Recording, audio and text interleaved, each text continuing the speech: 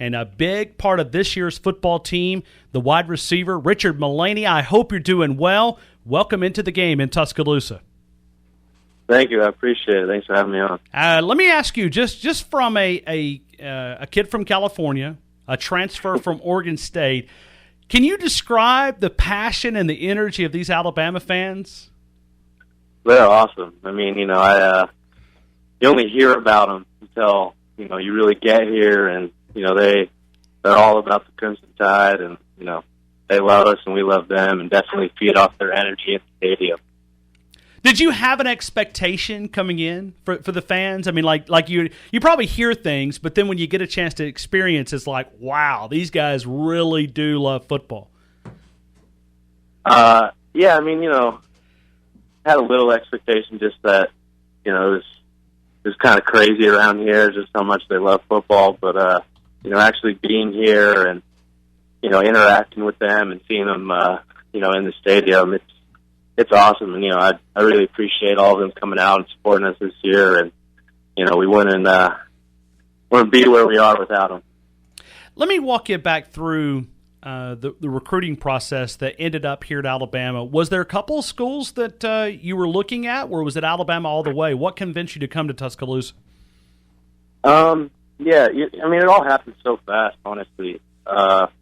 There's a couple schools that, wanted me to visit and show some interest in me. But, once Alabama, they were the first one that, came. And, in my head, obviously, what's better than Alabama? And to me, the answer was nothing. So I wanted to come here on my visit and, kind of see what it was all about. And, after I got off, because actually Coach Saban wasn't here at the time, but we had like a Skype call. And, after that, talking to him and listening to what he had to say, me and my dad, we were both sold. And, right after the call, we committed. Or I committed. But, yeah, I fell in love with the place. Let me ask you, and listen, I got to be honest with you. When I'm sitting in that room as a member of the media, I'm watching a legend, one of the greatest coaches of all time talk, and I never take that for granted. As a recruit going through that process, does it ever catch you? Hey, I mean, obviously now Nick Saban, but just coming through the recruiting process, because there's a lot of kids that'll be on campus this weekend and maybe having a chance to meet and talk to Coach Saban for the first time. Are you blown away when you have a chance to really sit down and have a chance to talk with him and the message that he's able to present? Absolutely. I mean, I would have never thought in a million years that I would be on a Skype call with Coach Saban. And, me and my dad sitting there just listening to what he had to say, I was kind of just like starstruck in a way. And, but after getting to know him and stuff like that, he's a great guy and just like the best coach I've ever been around. And, I couldn't be happy with my decision to come here and be able to be coached by him. Richard Mullaney right now inside the game. Has it hit you that you're a national champ? Yes and no. I mean, more, not really right now. I feel like, the season just happened so fast. It's all kind of a blur in my head. But, there's days where it's like, wow, we just won a national championship, especially when my friends text me or call me. And I'm like, dude, I can't believe you did it, blah, blah, blah. But, I mean, overall, it hasn't really hit me. Well, we've got former players. We feature a lot of former players here, and some of them says it takes years and years and years to look back and to say, wow, we were national champs. So it may not be one of those things that it doesn't hit you immediately. Sometimes we're all, and I think the fans as well, sometimes we get caught up in the moment. I mean, you think about 4 out of the last 7 years Alabama's won the national title. That'll never be done in college football history. Never. I mean, that's a historic run. Yeah, absolutely. Like you said, 4 out of 7. That's unheard of. And but after coming here and seeing how everything's run here and how Coach Saban coaches and how the people that he brings in around him, it makes sense. But from the outside, you're just kind of like, how does he do it? But once you're in the inside, it really makes sense. Richard, when you look at this team, I've covered Alabama football since 2000, really full time since 2005, 2006, and I've watched the transition. And I've never covered a team quite like this one. And I try to explain it, but I don't really do a good job. This team was as together as any team I've ever covered. Did it feel that same way in the locker room to you? Absolutely. I mean, even when Coach Saban, hearing him say, I know before the championship game, he was saying to us, and I know he said to the media how, he wants nothing more than this team to win, just because, this has been one of his favorite teams to coach, just because we have been such a family. And I mean, coming in day one, not knowing anyone, being that older transfer that, obviously some guys can look at it and be like, oh, he's here just to take someone's spot. But, it wasn't even like that. Everyone, had one goal in mind. Everyone just wanted to win. It doesn't matter where you're from or who you are. And, they just brought me in like a family. And, obviously this will be my family for the rest of my life. And, I made lifelong friends that I'll have. And, I'm just blessed for the opportunity to play for Alabama. Richard, let me ask you, was that leadership and that togetherness, was it always there, or was it developed maybe after the adverse situation losing to Ole Miss? Was it stronger after the game, or was it always there? It was always there. Like I said, since day one, there's always been, the leaders. There's always that leadership group and everything. And, before every Thursday before a game, we just have a players meeting, and, they kind of give us the rundown and kind of just give us a pep talk about everything. And, obviously the Ole Miss game, we wish we can get that back. But, after that, I think it kind of just gave us a kick in the butt and, really boosted us this year. What was your reaction to the onside kick? Honestly, I had no idea what was happening. I had we all meet as an offense on the bench, and I was on a knee facing the crowd. Usually I sit right next to Coach Kiffin when he's on his chair, and Coach Kiffin runs over. He's like, we're about to do an onside kick. Like, don't look, don't give it away. And so I'm like peeking out of the side of my eye on the Jumbotron, and, I see it happen and just start freaking out. It was a great call, and, just executed to perfection.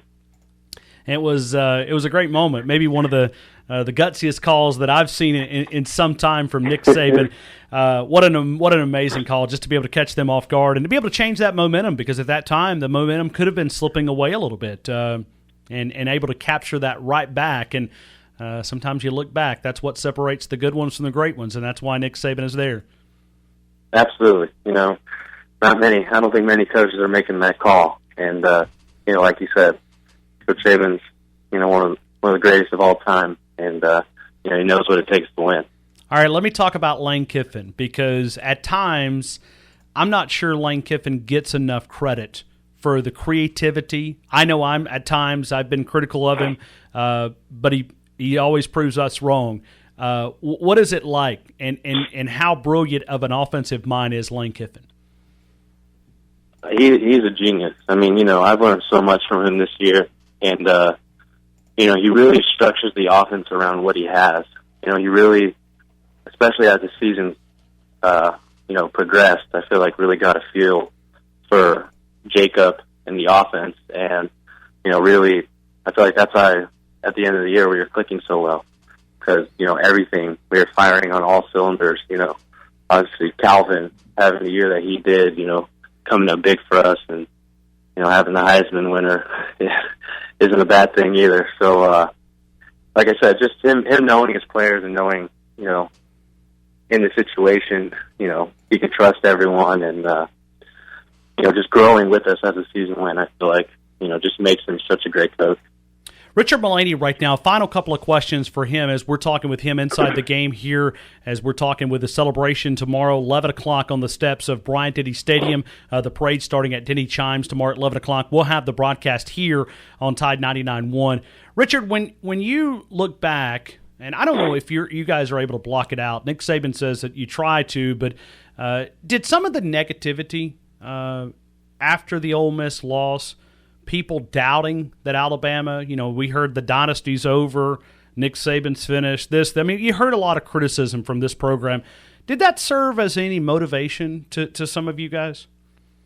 Absolutely. I mean, you hear all these, people on, Sports Center or whatever it is just doubting us, saying, we aren't the Alabama of old and, saying we're slow and just too big. Like, and definitely that just fuels us. And I feel like definitely helped us this year just because, we just wanted to prove everyone wrong. And, it's awesome to just have the last laugh. Oh, no doubt. No doubt. Listen, we play those comments. We went back and saved a lot of those comments, and we play the audio from some of those people. And I don't want you to say the name because it would be instant buzz, but I can say the name.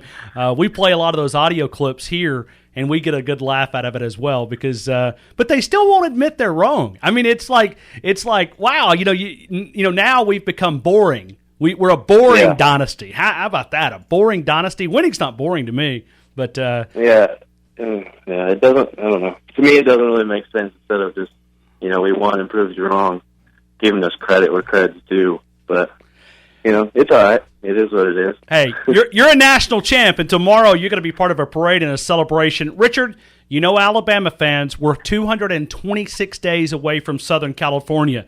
You are a wide receiver. You've had a chance not only to catch a lot of balls from Jacob Coker, 5 touchdowns during the season, but in practice, can you give us a couple of hints at maybe that backup of who's going to replace Jacob Coker? I mean, give me a couple of scouting reports on some of those backup quarterbacks. I don't want to give you too much, but, I'm excited. There's going to be a great competition there. I know they have some guys coming in, but just the guys that we have, obviously Blake Burnett, Cooper Bateman, and David Cornwell. It'll be a great competition, and I'm looking forward to see how it pans out. What stands out to you about Blake Burnett? I'm just curious from a wide receiver perspective.